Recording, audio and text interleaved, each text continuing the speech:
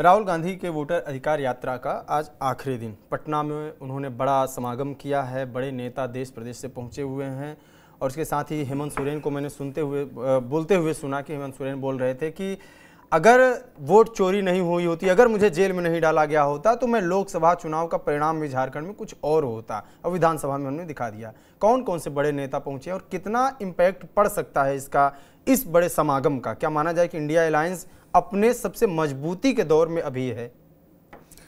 देखिए, आपको ये बता दें, इंडिया अलायंस की जहां तक सवाल है तो एक तो सबसे बड़ी बात यह है कि हेमंत सोरेन इंडिया अलायंस का नाम ही भूल गए। उन्होंने यूपीए कहा। तो अब आप समझ लीजिए कि इंडिया अलायंस फिर यूपीए, तो ये अपने आप में एक चर्चा का विषय तो बन गया है। लेकिन पटना में वोट अधिकार यात्रा के समापन के दरमियान इंडिया ब्लॉक ने यह प्रयास किया है कि तमाम नेताओं को एक प्लेटफॉर्म पर खड़ा किया जाए, इंडिया ब्लॉक को ताकतवर दिखाया जाए। हेमंत सोरेन पहुंचते हैं, आप देख लीजिए तमाम लेफ्ट के नेता नजर आते हैं। अखिलेश यादव कल नजर आए थे और टीएमसी से यूसुफ पठान नजर आते हैं। तो एक तरीके से ये प्रयास किया गया, मल्लिकार्जुन खड़गे हैं, मुकेश साहनी हैं, डी राजा हैं, दीपांकर भट्टाचार्य हैं, तेजस्वी यादव हैं। तो आप समझ लीजिए ये सभी नेता दिखाई पड़ रहे हैं। और तेजस्वी यादव कहते हैं कि जिस तरीके से मेरे पिता ने बीजेपी से हार नहीं मानी, उसी तरीके से मैं नहीं हार मानूंगा।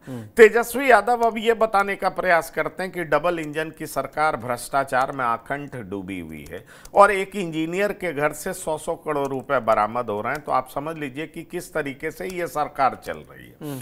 तो तेजस्वी यादव कहना चाह रहे हैं कि भ्रष्टाचार भी भयानक है और साथ ही साथ लॉ एंड ऑर्डर अपराध भी चरम पर है। ऐसे में इस डबल इंजन सरकार को हटा देना चाहिए और यहां पर वोटर के अधिकार को छीनने का प्रयास किया जा रहा है। बिहार के वोटर के अधिकार को छीना जा रहा है और दो टर्मिनोलॉजी तेजस्वी यादव ने जबरदस्त इस्तेमाल किया है कि भाई गुजरात में आप फैक्ट्री लगाएंगे और बिहार में विक्ट्री देख रहे हैं। गुजरात में फैक्ट्री, बिहार में विक्ट्री, मतलब फैक्ट्री आप वहां लगाएंगे और यहाँ के लोगों की मदद से आप चुनाव जीतेंगे, आप सत्ता हासिल करेंगे। ये नहीं होगा, बिहार के लोग ठगे नहीं जाएंगे। तो बिहार के लोगों के मर्म को छूने का प्रयास किया गया है।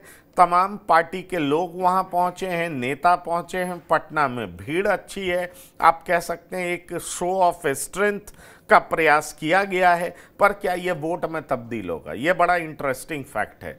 और जहां तक सवाल है कि कुछ जगह आप देखेंगे जिस तरीके से आरजेडी के लोगों ने भाषण दिया है वो चिंता का विषय है। गया में क्या बोला, वो जो स्टेटमेंट है वो निश्चित तौर पर हैरान करने वाला है।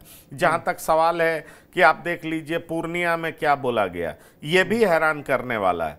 तो दरअसल इस तरह की बातों से क्या लोगों का रिएक्शन यूपीए इंडिया ब्लॉक के विरोध में जाएगा या पक्ष में जाएगा, ये देखना दिलचस्प होगा। लेकिन जिस तरीके से मल्लिकार्जुन खड़गे ने कहा कि उनकी इस यात्रा को, यानी कि विपक्ष की यात्रा को रोकने का भरपूर प्रयास किया गया, पर सत्ताधारी दल एनडीए कामयाब नहीं हुआ। राहुल गांधी कहते हैं हम एटम बम दिखा चुके हैं, अभी हाइड्रोजन बम दिखाना बाकी है।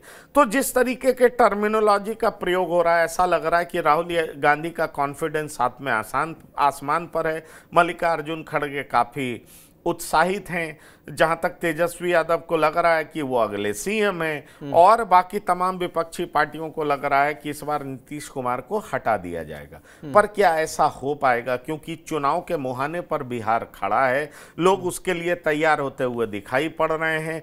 पार्टियां कैंपेन कर रही हैं, अलग अलग तरीके से पूरे बिहार को घूमने का प्रयास किया गया है।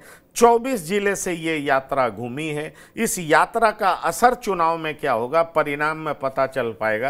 लेकिन ये कहा जा सकता है कि एक लंबे अरसे के बाद कांग्रेस मेहनत करती हुई बिहार के सड़कों पर नजर आ रही है। बिल्कुल, कांग्रेस लंबे अरसे के बाद मेहनत करते हुए दिख रही है और साथ में ही नेतृत्व करते हुए दिख रही है। दिख रहा है कि राहुल गांधी नेता विपक्ष के तौर पे सबसे आगे की लाइन में खड़े हैं। और इसके साथ ही लगातार उस रैली से जिस तरीके से वोट चोर वोट चोर वोट चोर के नारे लग रहे हैं, इन सब चीज़ों का इम्पैक्ट कितना पड़ेगा ये भी देखना होगा। इन तमाम विषयों पर आपकी क्या राय है कमेंट बॉक्स में जरूर बताइएगा। देखते रहिए राग बिहारी, जुड़े रहिए TV9 बिहार झारखंड के साथ। नमस्कार।